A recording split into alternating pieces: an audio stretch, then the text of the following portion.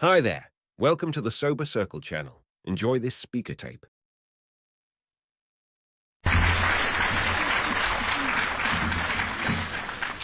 My name is Marcel, and I am an alcoholic. And my home group is a too early group in San Francisco, which is a big book study at 8 a.m. on Saturday morning. My sobriety date is September 18th, 1988. And I am grateful to be sober and to be able to celebrate another day of life. I'd like to welcome any newcomer, anyone early sobriety, and I hope all my heart and being that you get to stay. I want to thank the committee for asking me to share. It's always an honor and a privilege. Thank you, Christy, for all of your help and for that wonderful box that was delivered to the room with all those goodies in it. And I want to thank all the speakers that I've heard. Thank you so much, Steve, and thank you for the AA and Al-Anon speakers that I've heard already. I'm looking forward to hearing all the other speakers. Ralph always puddles me up. I always love to hear him. Yeah, I look out in the audience, I see actually a lot of people I know from a lot of different places and from different service entities. And working together, we have the magic and the power of Alcoholics Anonymous. I love Lake Tahoe. I started taking my son camping here when he was 4 years old. He's 48 now. And I was up at Emerald Bay yesterday where we used to go at DL Bliss. And I was also watching the salmon spawning, over on Taylor Creek. And he could handle the chairlift when he was 6 up at Heavenly Valley. So I have a lot of incredible memories of Lake Tahoe before I entered that dark world. A good friend of mine, Eleanor, called me from Massachusetts, and Eleanor and I have a lot of history, together. And I used to go to meetings drunk, and I was down at this meeting called 10-10 Valencia, and I kind of overshot the mark a little bit, and I'd kind of fallen off the chair, and I was kind of lying in a little heap on the floor. And Marilyn came in, and she told me later on, she said, I started to go up to you, girl, but you're a little too far up there even for me. And Marilyn now has 30 years of sobriety, and I'm godmother to her son. Okay. But Eleanor came in, and Eleanor is a tough New Yorker. And Eleanor got down on her knees, and she said, lift up your head, dear. You could have dignity and grace as a woman in Alcoholics Anonymous. And I believed her because I knew she'd been there. And she helped me back up onto the chair. One of Eleanor's sons was the same age as my son, and when he was 35, he had an aneurysm and he died. And I could be there for her like she was there for me because Alcoholics Anonymous had taught me how to do that. And that's what we do in Alcoholics Anonymous. We stay sober and we help one another. September is always an emotional month for me. It is the month of my sobriety birthday. It is also the month of the death of both of my parents. And I was at the height of my disease at the time, and my disease said, I've really got other things for you to do. You don't have time to be there for your dying parents, so I wasn't. I was not the daughter that they deserved to have. I also went through a very difficult divorce, and my only son, who I love with all my heart, had shared with me that he was very content with me not being a part of his life. Tom I is one of my mentors in the program because I do a lot of meetings in prisons. And Tom has a lot of experience in prisons. And many times Tom says he doesn't like the term speaker. He prefers the term storyteller. Because we come in the rooms, we don't share our dogmas, and we don't share our beliefs, we share our experiences through our storytelling. And over the years, after hearing many, many storytellers share their experiences, I have learned how to be a better mother. I have learned how to be a better partner, a better family member, a better human being. Thank you, Alcoholics Anonymous. I'm also the product of an interracial marriage. My father came from the Philippines to study. My mother's French, grew up in the South, drove clear across the United States in a convertible, picking up hitchhikers along the way to take care of her aunt who was dying of cancer in San Francisco.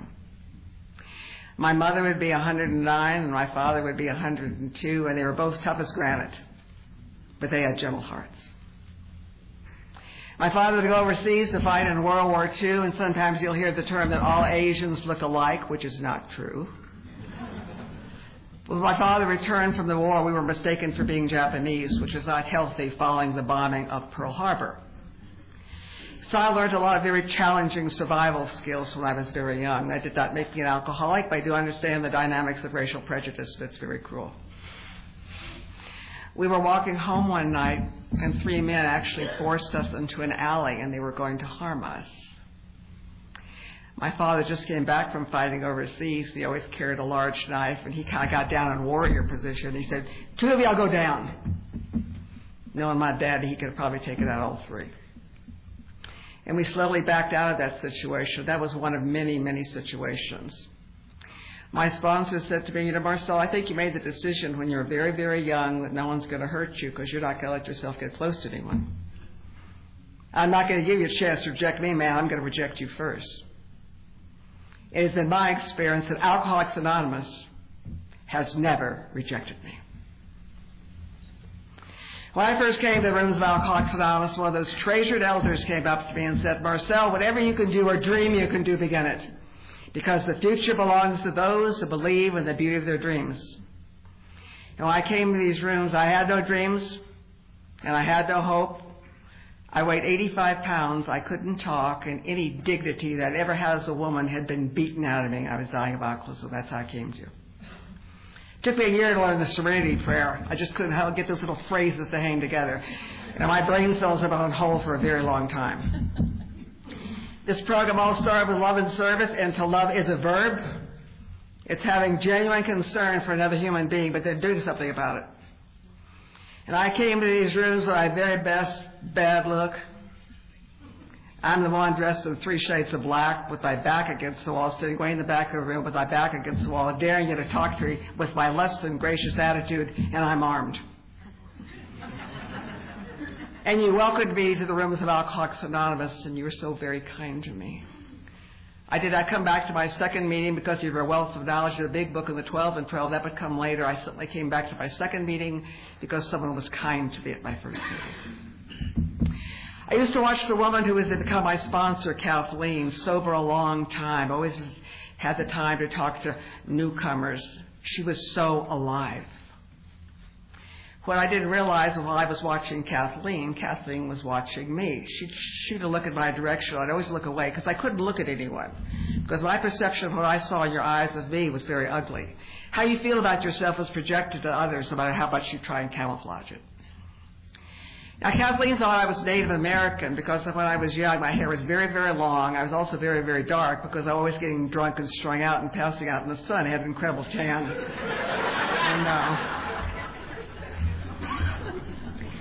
So Kathleen would go home to her husband, and she'd say, Jerry, that little wooden Indian is at the meeting again.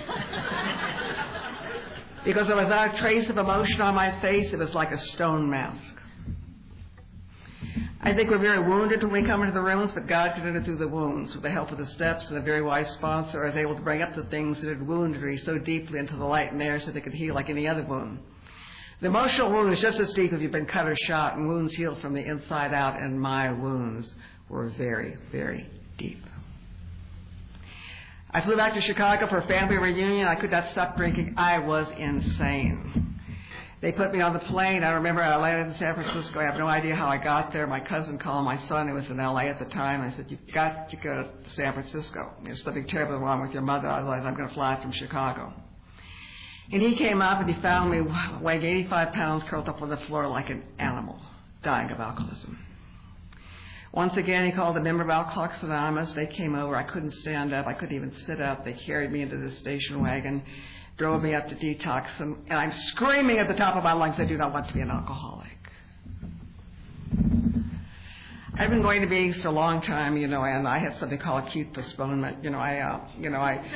I have to get a sponsor. Well, I know I should get them. I'll postpone that. I need to read the book and the steps and get a service commitment. I'll postpone my sobriety for a very long time. And I also looked at the differences all the time. I didn't want to be like you. I hear you talk about your drug drivings all the time. I drove drunk all the time. I never got drunk driving. I had problems with water transportation. I had a tendency to crash boats. I flipped a speedboat up on Lake Berryessa, driving totally out of control, very irresponsible accident when over waterfall river rafting. I crashed a sailboat on Alcatraz. Okay. The Coast Guard is not happy with you when you crash sailboats on Alcatraz. So they said, you've got to get a sponsor. And I said, I want Kathleen. I want Kathleen B. And They said, well, she sponsors a lot of women. I said, I want Kathleen B. And they said, well, why don't you call her? And they gave me the number, and I called her, and then she called around to figure out what was happening here. And so she drove up, and she looked at me, and she said, are you ready, dear? It was the first time I was actually able to look at someone eye to eye. And the eyes are the mirror of the soul. And under my heart, I knew I could trust this woman. And the journey began, one alcoholic woman working with another. And I've walked that journey with many women, and they are my gift from God.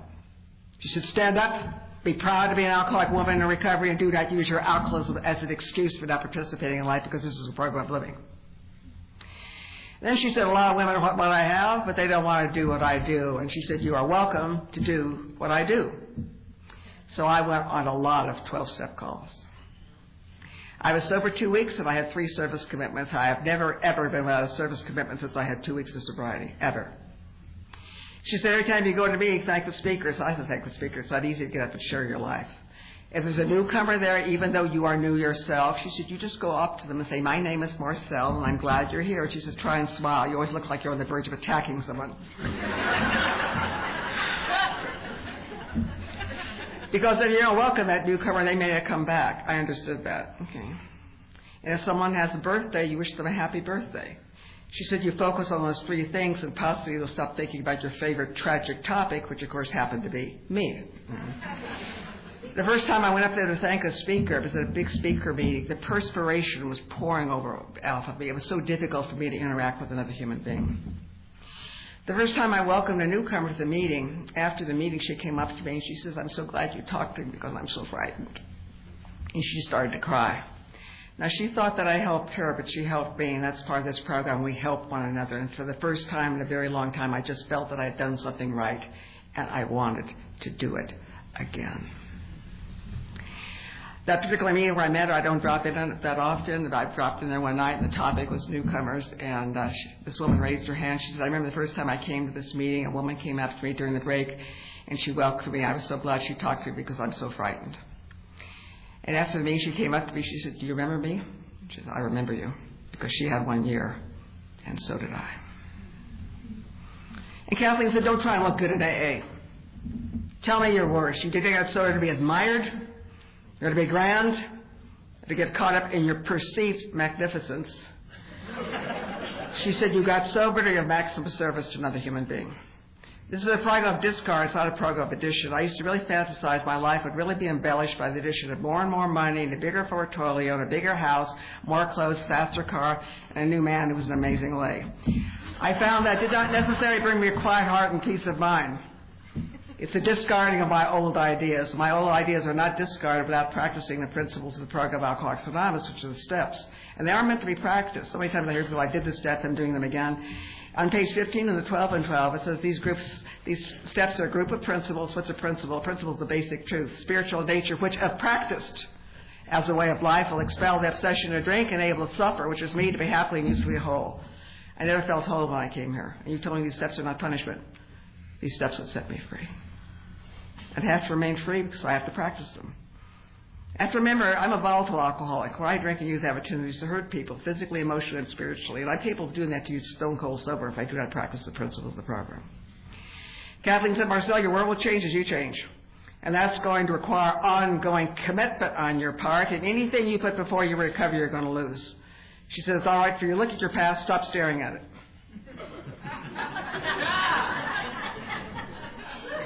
She always talks about the delusion of wellness. The delusion of wellness. On September the 4th, she celebrated 55 years of sobriety. And she said, I'll never be too sober that I can't get drunk. And she remains a very active member of Alcoholics Anonymous. I'd really like to be like her when I grow up. You know, an amazing woman. And she said, I don't care how hard you're trying this. She said, you're trying very hard. Some things just come with time. Also, sometimes they don't come just because you're sober. And many things in my life have not come to fruition without the passage of a great deal of time. When I had 20 years of sobriety, I got together with my former husband, a man I had not seen for 23 years. When I got sober, I tried to make amends to the best of my ability. Actually, he's from Germany. As a result of the steps and a lot of guidance of my sponsor, I'm really good friends with his entire family in Europe and the United States. He has a brother in Germany, a brother in Palm Desert. Don and I go over there and visit. You know, we always have a wonderful time over there. Whenever there was a loss of the family, I would send him a note. He would acknowledge it. He did not want to see me. And Kathleen said, you know, Marcel, if your heart is in the right place and you're coming from a place of love, the universe has a way of opening its arms and helping you with the healing, if your heart is in the right place. I was going through some old photo albums, and I found some beautiful pictures of he and his mother. He was actually from East Germany. I used to go to East Germany a lot when the Berlin Wall was still up. I thought he should have these photos of his mother. So I got a beautiful card with orange and yellow flowers, because I remember how he cherished his garden, and I put the photos in there. I said, I thought you should have these photos of your mother. I said, there were some difficult times on our journey together, but I would like to thank you for gracing my life. And perhaps the time could come we could have coffee and kuchen together, so off goes the letter. 2 weeks later, I go to get my mail. I open up the mailbox, and I see that handwriting I had not seen for 23 years, thanking me for the photos of his mother.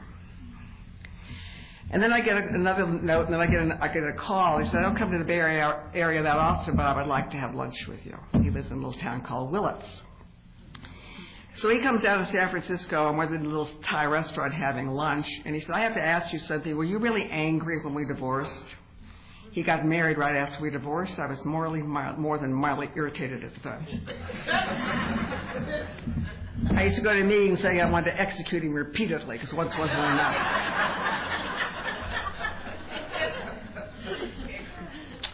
But instead I found myself saying, sometimes we have two nice people who grow apart. It was not necessary for me to go into the deliberate manufacture of misery. You will find that line in the big book of Alcoholics Anonymous and the family afterwards on page 133, and damn my benevolent bullshit behind my ear and judge others. And because of that, we had a really nice afternoon together, but that's because my world has changed as I have changed. This was my son's stepfather. And when we had divorced, he had sent my son a very cruel letter. It was very, very cruel what he said to him. When I told my son that we had had lunch, he said, you know, Mom, I've heard you talk a lot about forgiveness over the years. This is a family disease. This is also family recovery. So my son called him. My son's lived overseas for a long time, which resulted in my former husband starts calling my son overseas. He starts sending him little notes. He starts sending him little cards, you know. In November 2010, when my son was visiting, they got together and had lunch after not seeing each other for 26 years. And then I got this beautiful card from my former husband saying, I was so honored and happy that Glenn made the time to come and see me because it was such quality time. Thank you, Alcoholics Anonymous, and thank you, Al-Anon. I've been a grateful member of the Al-Anon family group for a very, very long time. That could not have been accomplished without AA and Al-Anon working together. So I honor all the Al-Anon members here, and thank you for all the service you do. Now, this is very nice the way this all turned out, but if I had never heard from him again after sending him those pictures of his mother, I would have accepted that too, because I sent the photos unconditionally, not expecting anything in return, no expectations, no motives. I always have to look at what my motives are. The slate was clean. Actually, it's my former husband's birthday today. He's 80 years old. And he says, I like to talk to you. He says, I like to call you because I trust you. Thank you, Alcoholics Anonymous, and thank you, Al-Anon. A lot of my father's family lives in Hawaii, and it's always very emotional when I go there because one of my cousins looks exactly like my dad. And I adored my dad. I adored this man.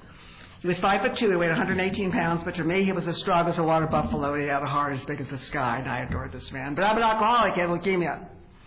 And I used to take him to the hospital for blood transfusions, and the nurses would look at me in total disgust. Look at that scum bringing her father like that, and I was scum. He would hold my hand, and he would smile. He'd say, try not to drink so much, dear. He never judged me, he only loved me. I broke his heart, because that's what alcoholic women like me do. Because what I have to remember, no matter how long that I'm sober, when I drink and use, nothing is sacred. Nothing.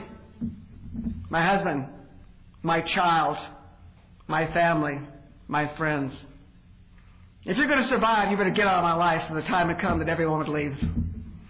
And the feeling of being alone and unwanted is the most terrible poverty. I went back to school in recovery. My father's family is very well educated. He always wanted me to finish this degree. I was terrified. You burn out too many brain cells when you're out there to compete in the academic world. Actually, I did very well.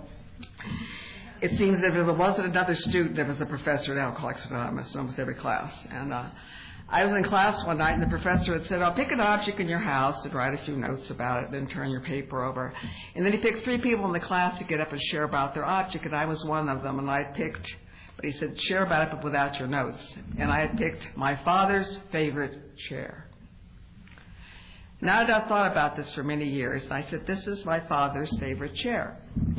Now, when I was a young girl, again, my hair was very long, and my father would sit in that chair, and I would sit on a little hassock in front of him. And my father would make coconut oil from scratch like in the old country, and he would put that oil in my hair, and he would brush my hair and brush my hair until my hair was like strands of long black silk, and that chair was filled with love. My father always wanted a son, so my son would sit on a little hassock, and my father would sit in the chair and whittle these little wooden toys for him. And then my son would climb in his lap, and the dog would climb in his lap, and the cat would climb in his lap, and the chair was filled with love. But after my father got leukemia, he was too weak to sit in the chair, so I would prop him up on the couch with pillows, and I would sit in the chair, and I would talk to it, and I would read to him, and the chair was still filled with love. But after he died, I couldn't sit in the chair anymore. So the chair was vacant for a very long time. So one day I brought the chair upstairs by the fireplace, and I would sit in it, I would read it, but there were the times that the chair just seemed to embrace me, just like my dad.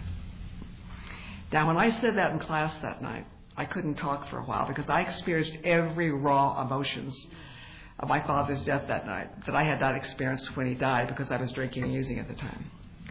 So you may never know that many, many years down the road you will get to experience something so very special in your life. Sobriety doesn't shield me from life. I got cancer in my 11th month of sobriety. 2 people very close to me died of that disease, and I drank through both of their illnesses, and I buried both of them when I reached out to no one. But sometimes God will give me a really special gift. I like the way the package is wrapped at the time. I could have gone down another path. You don't have to waste yourself on booze and drugs, or you can embrace this very special gift in your life. I chose to embrace that. I was surrounded by the loving arms of the program of Alcoholics Anonymous. I've been a runner and a loner all my life. I never had a friend before coming into Alcoholics Anonymous. I was unapproachable when I came in here. I had a wall out there that I let no one penetrate. I lived up 3 flights of stairs. I don't have an elevator. This Irish family said, you come stay with us, darling. And I said, I don't want you to go into any trouble. I hardly got the words out of my mouth, and this big plate of French toast and bacon's headed my way. And they had meetings over at the house every night, But I had to be physically stopped to experience that. You don't take me easy, man. In early sobriety, a man I love with all my heart died. And I still miss him because I loved him. And that's part of the promises, being able to feel. So many things were left unsaid. So if there are people in your life who you love and you care about, tell them. Because the years go by very quickly, and they're gone. One of the last things he'd said to me, you never said you were sorry, which was a perfect time for me to make things right. And I didn't. That is one of my regrets. But regrets are an appalling waste of energy. You cannot build on them. They're only good for wallowing in. And the message for me is, Marcel, do not lead a life that leads to more regrets. You got to with your kindness, because the language of the heart in these rooms is very real. But the rage did not leave me without the steps. I buried a lot of things when I was out there, but I buried them alive. Unless I incorporate these steps on my life on a daily basis, it's been my experience that history repeats itself. I remember one of the first speakers I heard said, sobriety is not the goal of AA, it's just the entrance to AA. Just the entrance to AA. And every one of these steps has a principle. The principle of step 1 is honesty and Marcel being willing to change. I have to remember what I'm like when I drink. I'm mean and I'm cruel. And nothing is sacred to me, and you have no value to me. I have to remember that no matter how long that I'm sober. I never want to get that delusion of wellness about what I was like. The principle of step 2 is hope, and Marcel believing that you can change. Hearing other people's experiences gave me hope. Belief leads to reliance, reliance leads to trust, And I trust in the process of the program of Alcoholics Anonymous, because any level of decency, integrity, and joy has come to me as a result of the program of Alcoholics Anonymous. Principle step 3 is faith. The faith and the trust to move forward with the rest of the steps. Until I did this, I did not change. I had my sole air of entitlement, demanding that you adjust to me. Demanding you adjust to me. If you have trouble with the concept of God, that's all right, that's cool. But don't let that stop you from going forward with the rest of the steps, or you will die. And it's never again the principle of step 1, that last line in step 1, the 12 of 12. It's a merciless obsession. A merciless obsession. I never want to forget that. I never want to forget the toxic animal I was when I was out there. Principle step 4 is courage, the courage to take that searching and fearless moral inventory. How can I do anything about my character defects if I don't know what they are? I don't know what they are. And when I was writing all these, what I perceived horrible, terrible things, my sponsor said, don't forget the good things you did, dear. And I did do good things. I did do good things. But the more that alcohol and all those other things permeated my life, I stopped doing those good things. Also, when I looked at that 4th step, I got a chance to grieve over the things I had done. We don't talk about grieving a lot at meetings. I had incredible grief over what I had done. And I had to go through the process of grieving. Part of grieving is anger, isolation, bargain with God. Feel a healing to occur. I was afraid of my anger. Bad things happen. I had to go through the process of that. But I had a good guide. I had good guidance and mentors for that. Principle step 5 is integrity. When I drink and use, I have no integrity. I have no moral code.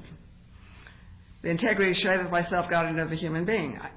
I never had anyone listen to me in my entire life. It was a very sacred experience for me. Very sacred experience for me. I've had the privilege of hearing a lot of 5th steps. That someone would trust you at that level to share their innermost secrets. It's something very sacred. It's very sacred. Principle step 6 is willingness, but willingness without action is fantasy. I think I'll just sit around and be willing today and fondle, my resentments, and nurture them. And then in step 6, year 12 and 12, it says rebellion can be fatal. Rebellion can be fatal.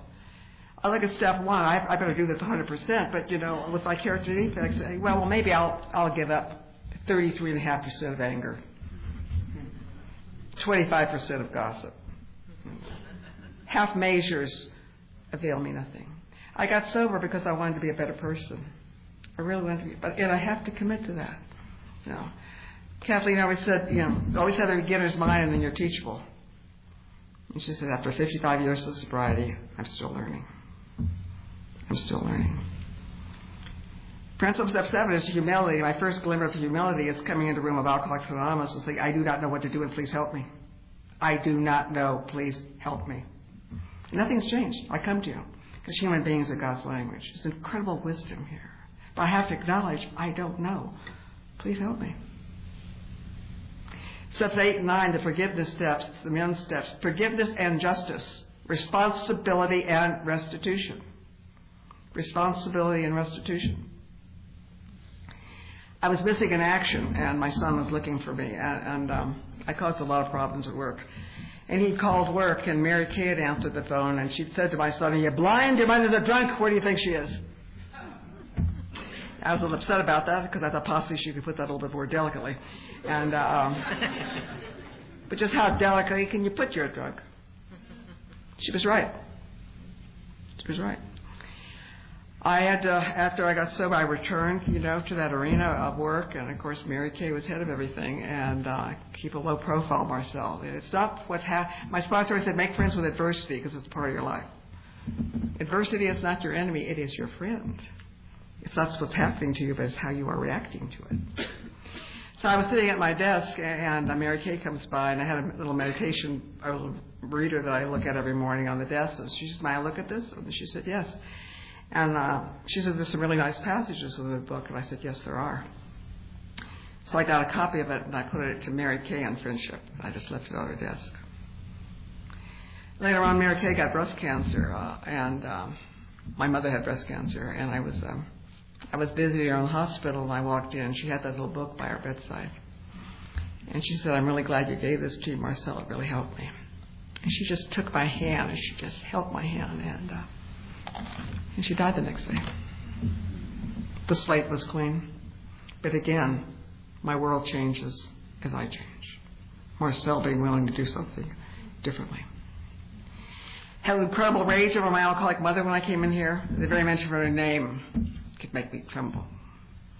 But through the process of the program of Alcoholics Anonymous, I've come to accept myself as an alcoholic woman and to understand and appreciate her torment and to later come to love her at a depth I never thought possible. I was able to separate the individual from the disease. I did not condone her actions. There were some bad things there. Acceptance does not mean approval.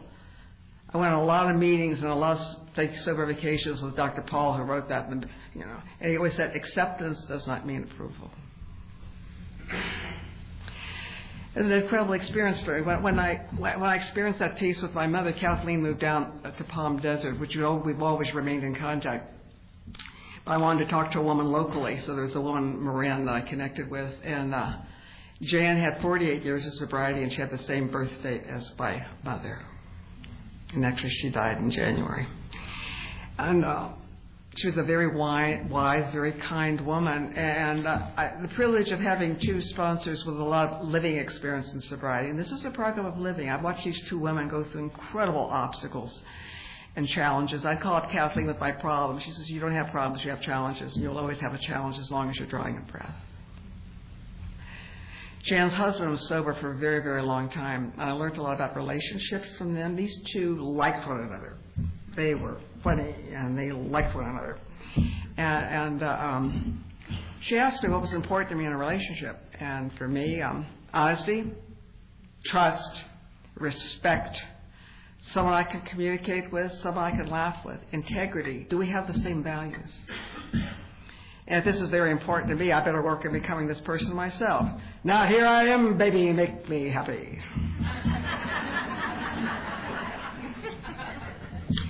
I met my partner through service. He's sitting back. This really cute little guy with his eyes open. And actually, we did service together for 7 years before our first date. Our first date was actually doing a meeting at San Quentin, very romantic. And we've been in service for 7 years, and then later on, that dynamic changed. And I not only love this man, I respect him, I trust him. I really admire his integrity. That was the first attraction to me, his integrity with his family. I myself don't have any grandchildren, but he has 7, and he shares them with me.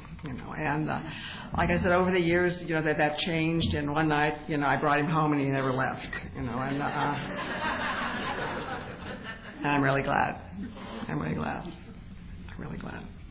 We've had challenges in our life. We've lost a lot of people to cancer, and he has a visual problem. We have God, we have the program, we have each other. We've got it all. I just have to open up my tool bag and use it. Principle step 10 is perseverance. I have to continue to look at myself, and sometimes I'm wrong. I'm just wrong. Never mind this. I'm sorry. I am wrong, and let's clean this up and make it right. I remember particularly when I first got sober, Kathleen had said to me, she said, I want you to listen to your self-talk. She said, 99% of your difficulty is caused by your tone of voice. And I needed to hear that. I had a very combative, hostile, type of demeanor. And I had to look at that.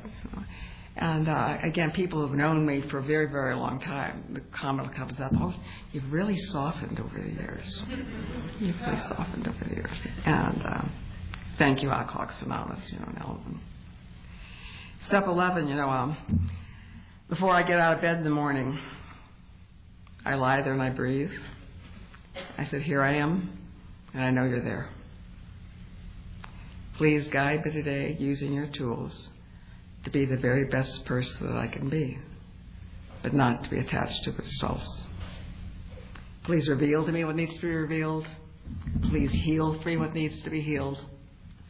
Please guide me today to bring some happiness to someone's life. And when I go to bed at night, were you joyful to be with today? Teresa of Avila talks about treating your insides like a garden. God planted the garden with enough for me to water it.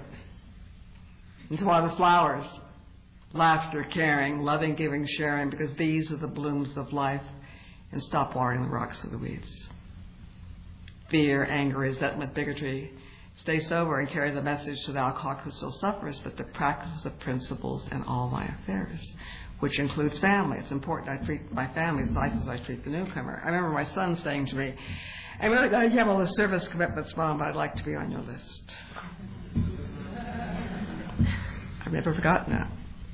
You know, and it is a family disease. You know, Rod Hampton had passed away. We did a lot in age 9. Rod had 6 kids, and he said, you know, Marcel, you have to, with your family, you have to equate sobriety with time. This I must earn. Had to earn my family's love, my family's trust, my family's respect. And as Polly says, the score will never be even in my lifetime. Will never be even in my lifetime. And it took a lot of ongoing commitment, you know, with change, you know, with my son. I remember my sponsor saying, Kathleen had 4 sons. Her oldest son passed away. And she said, in the very beginning, she told me, she said, you know, Marcel, your son is going to say something to you sometime. It's going to crush your heart because it's going to be the truth. She was right. I remember one morning he called me. You know, I get up really early in the morning. He called me really early in the morning about a subject that I was not in total agreement with. In the course of him trying to change my mind on that, he chose to throw out something at me about my alcoholism. And he caught me totally off guard. And what he said was very cruel. And the reason that it hurt me so deeply at the time, that everything that he had said was the truth. And I said, if you still choose to think of me along those lines, that is your choice. After I put the phone down, I said, how could he say that I'm trying so hard? And I was trying hard. You're in early sobriety. Also, you get sober. You think your family's going to open its arms. That is not my experience. It's not my experience. He was flying in later on, you know, for a high school reunion. And he flew in. The subject wasn't brought up again. But when after I'd gotten that phone call from him, I'd called Kathleen. She wasn't home. I called another woman, and she met me before I got to work, and we talked. And when I got to work, she'd got to my office ahead of me, and she'd left a bouquet of flowers on the desk with a note. I said, how nice that someone cares. And I went to a meeting that night, and what was the topic? Families and alcoholism. So I said, forget what I am. My name is Marcel. I'm an alcoholic. You know, where am I going to have to go to a meeting, you know? Who I am, where I'm going. An alcoholic. My name is Marcel. I'm an alcoholic, and I'm going to be. This is what I have to do. Not sit at home alone and ponder this with my little alcoholic mind. When he flew in for the reunion, he didn't bring up, you know, the topic again. And but he really wanted to talk to me after this reunion, because there were 2 young men, you know, at that reunion, and both of these 2 young men had been to my home, and one of them. It's been in recovery, is in recovery, and he's married to a substance abuse counselor, and I'd seen him at a lot of meetings, you know, and the other young man is not in recovery, and I'd seen him on Haight Street in San Francisco just strung out on alcohol and drugs, and when my son came home, he said, you know, Mom, what happened in 10 years with these 2 young men? I said, it doesn't take 10 years, dear. Sometimes it happens so very quickly. Last night, you saw 2 young men who've made 2 different choices. He said, I'm glad you made the right choice, Mom. The door opened a little bit. And that's what's happened over the years. The door opens, the door closes. And for it to be at the level, you know, it is now, like I said, my son's lived overseas for a long time. And it's nice, you know, Don and I, you know, go overseas. Sometimes he comes here, and it's really nice when I get on that plane, he puts his arms around me and says, I love you, Mom. Thank you, Alcoholics Anonymous and Al-Anon. That was over a period of time. Again, I had to equate sobriety with time. This I must earn. This I must earn. And somebody gave me a backhanded compliment one time. He says, when I really want to know the truth about something, I call my mom, and she listens. And when I was out there, I was the last person that he would call because I was never there to listen. I was never there to listen. You know, about sponsorship, you know, Kathleen always looked like she stepped off a fashion magazine, and I kind of looked like I jumped off a freight train and landed wrong. But she never said anything to me about the way I looked, about the way I looked. So I'm sitting next to her at the meeting. I kind of look over there, and she's quite a bit older than I am. I thought, why does she look 10 times better than I do? So we'll start out small. Well, let's wash our face and comb our hair. Let's start out small. And so then she started coming to meetings, and she'd have a little box. So she'd give me this little box, and I'd open up the box with like this red blouse would jump out or a green blouse would jump out. And she said, I think this color would really look nice on you, dear. Here I'm wearing my 3 shades of black, and I was a little reluctant. I didn't really want you to see me. I didn't want to put color on it. Put color on, you might see me. So she's bringing me these little boxes, and my friend Maria, she's giving Maria skirts because Maria's always coming to me with these shredded pants on all the time. Well, I found out later on, Kathleen was from the ghetto of Chicago. She had 4 sons by the time she was 20, dragging around the United States packing a gun. And the women of Alcoholics Anonymous, they gave her blouses, and they gave her skirts, and they helped her to have dignity and grace as a woman of Alcoholics Anonymous. And she shared her experience with me. My best friend in the program died, again, 12 years ago in September. It seems everybody passes in September. And Bob saw me when I came in. Bob kind of looked like Jim Coburn in The Magnificent Seven. That's what he kind of looked like, too, with the cowboy hats and with the boots, And I used to go to this meeting. I'm brand new. I'm standing in the doorway of this meeting, and this is when you smoked. You couldn't see across the room. The smoke was so thick. And he was sitting in there, and he saw me standing in the doorway. And he said, I saw you, and I saw myself. We hadn't even talked yet. By the look on your face, he said, you had that silent, toxic rage to destroy everything it touched. Now, Bob was in Korea. He was in Vietnam. He was on the streets for a long time. He was in prison, but he was sober for a long time. And he got through to me at a level that no one else could. And we talked every day. It was a very sacred friendship we had. And he calls me up one day. He says, I have a tumor in my lung, and they say it's going to take me, and I want you to be power attorney for life support because you are my friend and I trust you. And I was his friend, and he could trust me. And while I was not there for my parents while they were dying, I was there for him.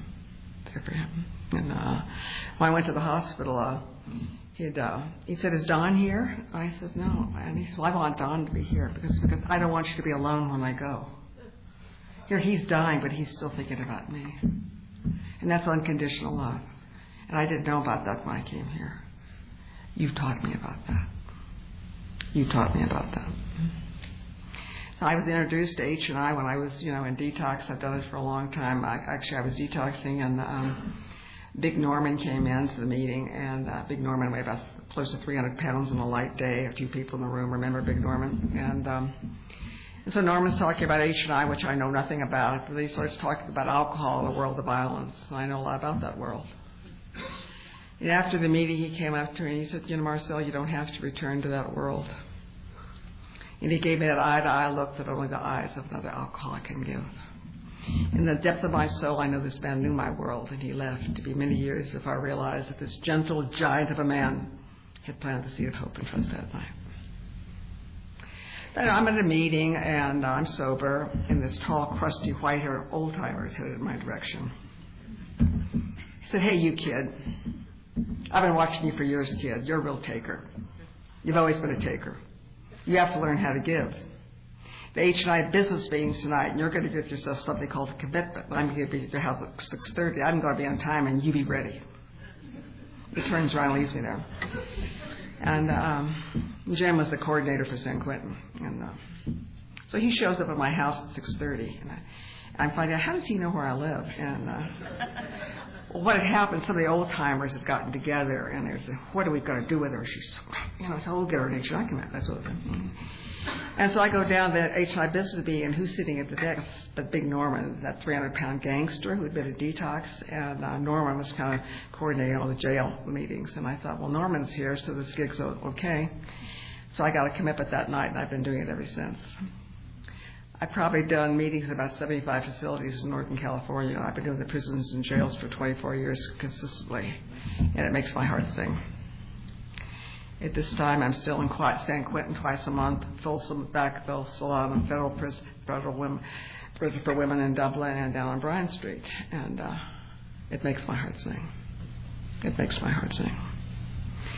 Last year I was actually doing a pre-release program at the federal prison for women in Dublin. I did it every Monday for a year.